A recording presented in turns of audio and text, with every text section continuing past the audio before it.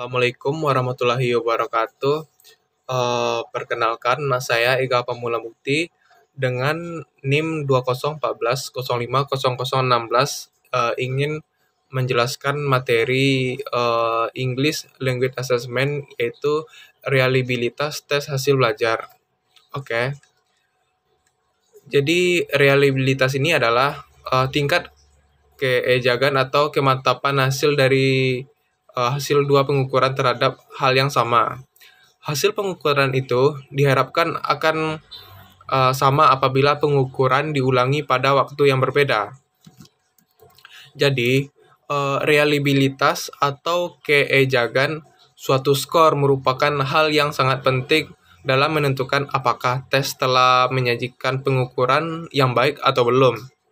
Pengukuran yang baik tentunya akan membedakan kemampuan peserta didik antara yang pandai dan yang kurang pandai. Jadi, reliabilitas memiliki dua keajegan. Yang pertama adalah keajegan internal, yakni tingkat sejauh mana tingkat butir soal itu homogen baik dari segi tingkat kesukaran maupun bentuk soalnya. Keajegan yang kedua adalah keajegan eksternal, yakni tingkat sejauh mana skor dihasilkan tetap sama sepanjang kemampuan orang yang diukur belum berubah. Jadi di sini tuh kata kuncinya tuh reliabilitas. Evaluasi pendidikan melibatkan banyak kegiatan teknis dalam menentukan metode dan format penilaian yang dapat digunakan untuk mendapatkan informasi yang dibutuhkan. Informasi tersebut diperlukan dalam menafsir dan menetapkan keputusan untuk kepentingan pendidikan. Penilai membutuhkan keterampilan dalam mengidentifikasi dan memahami berbagai macam perspektif penilaian, baik penilaian kontekstual dan proses maupun penilaian hasil. Karena penilaian merupakan pusat kontrol keberhasilan program pendidikan, maka terdapat dua syarat utama yang harus dipenuhi oleh suatu instrumen penelitian, yaitu validitas dan reliabilitas. Validitas mengacu pada keberartian, kebenaran, kemanfaatan, dan kesesuaian skor tes. Validitas merupakan karakteristik suatu tes ketika diujikan pada suatu kelompok peserta tes. Validasi suatu instrumen mencakup pengumpulan data empiris dan argumentasi logis dan untuk menunjukkan bahwa kesimpulan tertentu adalah tepat. Sedangkan reliabilitas yang berarti konsistensi adalah ciri umum dari suatu instrumen pengukuran dan penilaian pendidikan. Jadi konsistensi tinggi skor instrumen dari suatu pengukuran ke pengukuran berikutnya merupakan ciri terpenting dari instrumen yang berkualitas tinggi. Kemudian konsep reliabilitas. Reliabilitas telah didefinisikan dengan cara yang berbeda oleh pengarang yang berbeda. Cara yang terbaik untuk membahas reliabilitas adalah sejauh mana hasil pengukuran dari suatu instrumen mewakili karakteristik yang diukur. Sebagai contoh, reliabilitas didefinisikan seberapa besar konsistensi skor tes yang dicapai peserta tes pada pengujian ulang. Definisi ini akan memuaskan jika skor tes dapat menggambarkan kemampuan peserta tes. Jika tidak, maka skor tes tidak sistematis, tidak dapat diulangi atau tidak terikat. Reliabilitas juga diartikan sebagai indikator ketidakhadiran kesalahan acak. Jika kesalahan acak dapat diperkecil, maka skor tes akan lebih konsisten dari suatu pengujian ke pengujian berikutnya.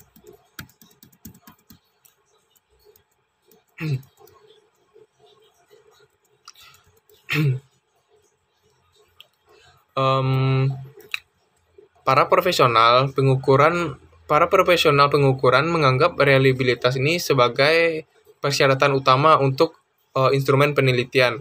Dalam teori tes diakui bahwa skor tes akan valid atau benar jika tes tersebut reliable menurut Mehren dan Lehman tahun 1991. Asumsi ini berdasarkan pada suatu model matematika teori tes di mana skor perolehan terdiri atas skor Tholen dan skor Galat.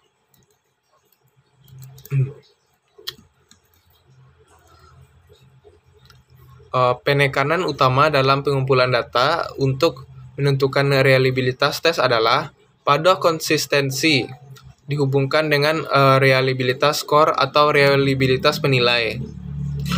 Skor reliabilitas skor berarti bahwa jika suatu tes telah diadministrasikan pada penempuh ujian untuk kedua kalinya, maka penempuh ujian akan tetap memperoleh skor yang sama dengan pengadministrasian yang pertama. Salah satu cara para spesialis pengukuran dalam menentukan reliabilitas skor tes adalah melalui tes standar. Jika penempuh ujian diuji kembali, mereka harus melengkapi tugas yang sama persis dalam kondisi yang juga persis sama. Hal ini akan membantu dalam pencapaian hasil tes yang konsisten. Lanjut, model umum reliabilitas. Pengukuran yang baik tentunya akan ajak membedakan kemampuan peserta didik. Misalnya saja Melati lebih pintar daripada Mawar. Skor yang diperoleh Melati semestinya lebih tinggi dibandingkan dengan Mawar. Dalam kenyataannya, pengukuran kita tidak pernah sempurna. Teori reliabilitas dikembangkan untuk menentukan ketidakajikan tersebut. Setiap pengukuran baik dalam sains maupun penilaian kelas selalu mengandung kesalahan pengukuran. Pengukuran materan dengan skala mm misalnya memiliki kesalahan pengukuran sebesar 0,01 mm.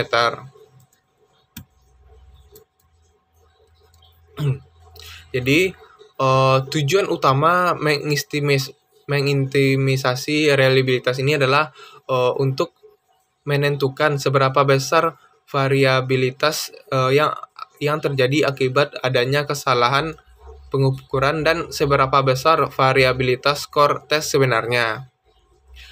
Reliabilitas ini memiliki dua keajikan. Pertama adalah keajikan internal, yakni tingkat sejauh mana tingkat butir soal itu homogen, baik dari segi tingkat kesukaran maupun bentuk soalnya.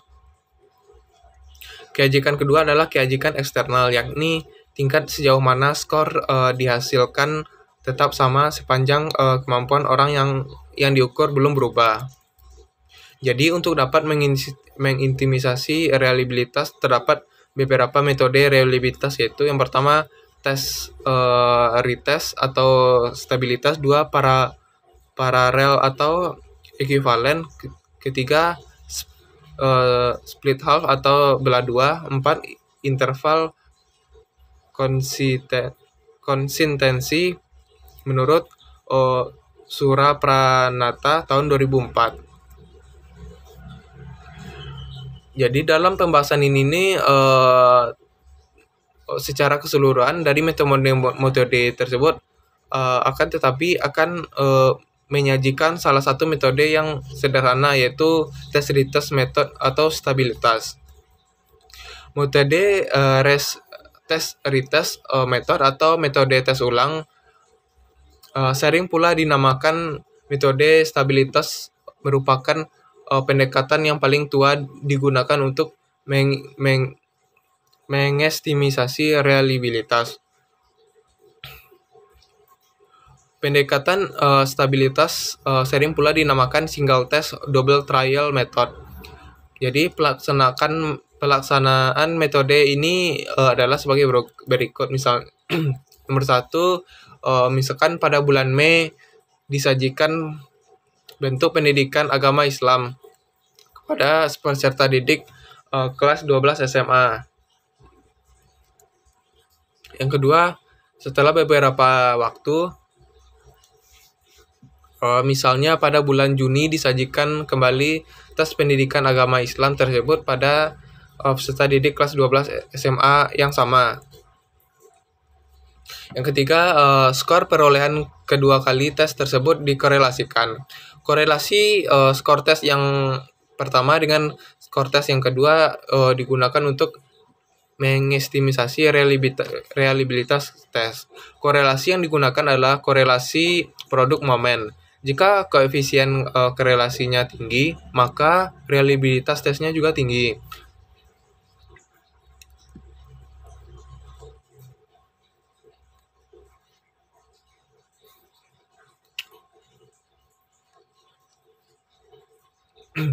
Jadi di sini itu kita dapat menyimpulkan bahwa reliabilitas adalah kestabilan skor yang diperoleh orang yang sama ketika diuji ulang dengan tes yang sama pada situasi yang berbeda, atau dari satu pengukuran ke pengukuran lainnya.